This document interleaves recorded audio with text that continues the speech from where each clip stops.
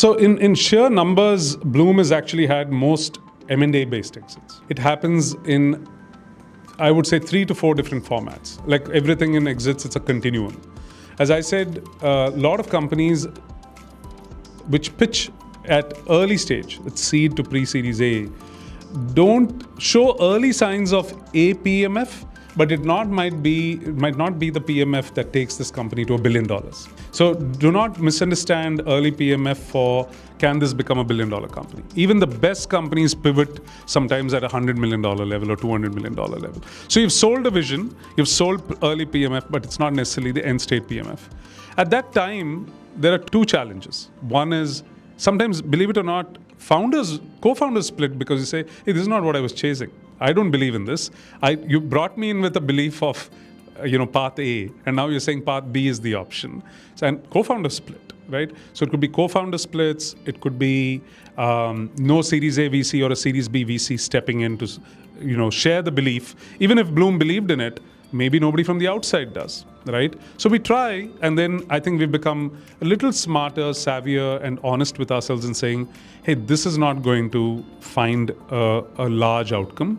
So every round we think about, can it grow 5x from here, or can it get acquired post that, or can it become a $1 billion acquisition?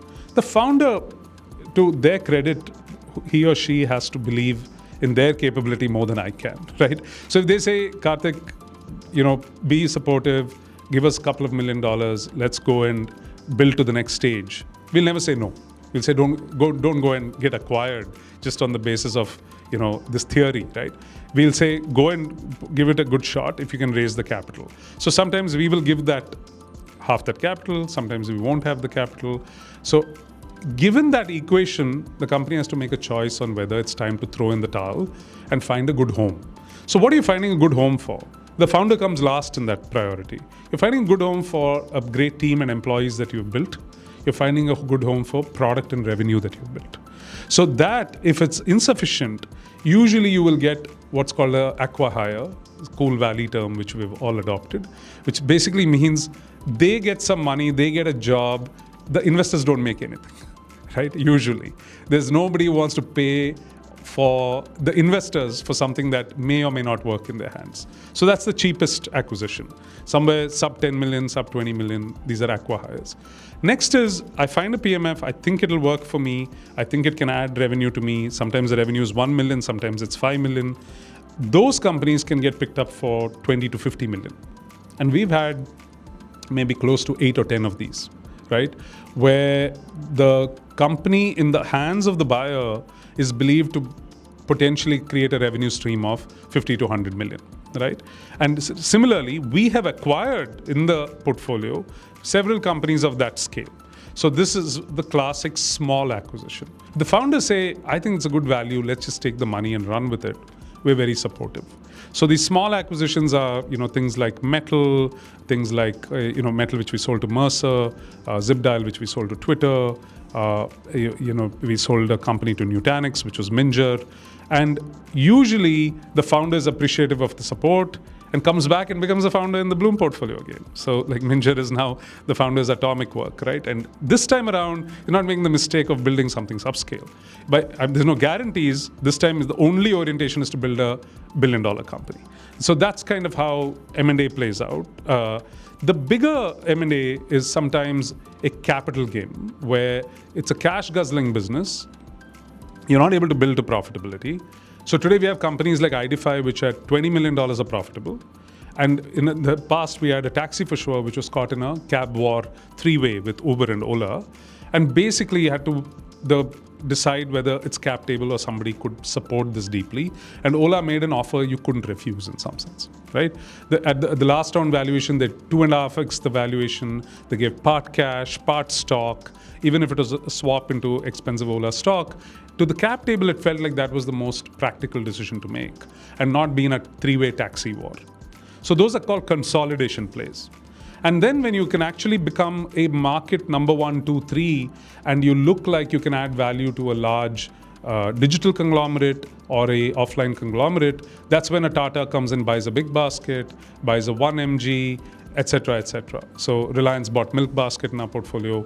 So these are adjacencies to something that they're doing in Tata Retail and Reliance Retail, and they know that they can't build that DNA from scratch.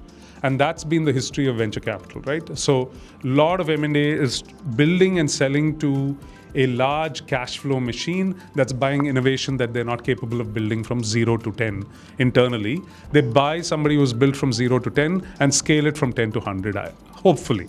And of course, even then, a lot of M&As fail. So M&A is the trickiest one, not as value driving as most of the others. So you can count off greater than $100 million M&As on two hands and have a few fingers to spare in the last 15 years, right? And of course, everything goes against the grain. There's always an exception, and that's Flipkart, which got sold to Walmart, a huge tab, which is not very replicable because you need 10 other Walmarts to chase 10 other assets like that in India. India, nobody's going to pay that kind of a premium for an asset. It was a market entry strategy for Walmart, which is why they paid the premium they did. We saw a wave between 2015 and 18. We cut the Chinese version of this shot because we put our walls up. The Great Wall of India came up and blocked the Chinese from coming in. But basically, they were all ready to come and buy up a lot of this innovation, just like Walmart did. So at peak, I think between Alibaba and Tencent, they had, and the group affiliates, and even Prosus was a little bit of that. Prosus was a big Tencent supporter. SoftBank was a big Alibaba supporter. So if you combine these groups, it was fascinating that they actually had significant stakes in 20 of the first Indian 30 unicorns, right? And they did that with a few $1 billion. It was not like a whole bunch of, tens of billions of dollars. So for them, it was optionality to see whether they could buy in. So where I'm going with this is that people who think long-term strategic are the best M&A buyers. So Prosus is a digital conglomerate globally, though it was started as a small South African company, right? Naspers. And basically, it was a media conglomerate which started getting very successful in its investment play. And they actually made most of these plus $100 million plus cash acquisitions. Citrus Pay, GoIbibo then became part of Make My Trip. Make My Trip today has tripled in value since that acquisition. And then, of course, Redbus, which sits inside of Make My Trip thanks to the GoIbibo transaction, almost made a play for the BillDesk guys at $3.7 billion. That would have been the second biggest cash acquisition in Indian venture history. And if not for the slowdown and the price revision and the competition commission taking a year, we would have probably concluded that, right? And so they are probably them, the Tatas, the Reliances, the Walmarts are the great examples. Zomato's, the new age digital companies, there have been any number of acquisitions, but I don't think there are as many great stories. And of course, as now the stock market analysts love what Zomato's done with Blinkit, and that's an amazing story. Bought sub $1 billion literally a few years ago, and today valued at between $10 and $15 billion by various analysts. That's a great sort of, and Zomato, to Dipinder's credit, he bought Runner, which was in our portfolio, and that became the delivery business that competed with Swiggy. So, and today he's bought the entertainment business from Paytm to compete with Book My Show. So I think the other thing to consider in India is, I don't think they're natural $100+ billion singular market outcomes that are possible with just doing one thing. So you have to build offline conglomerates and multi-brand, or digital conglomerates and multi adjacencies.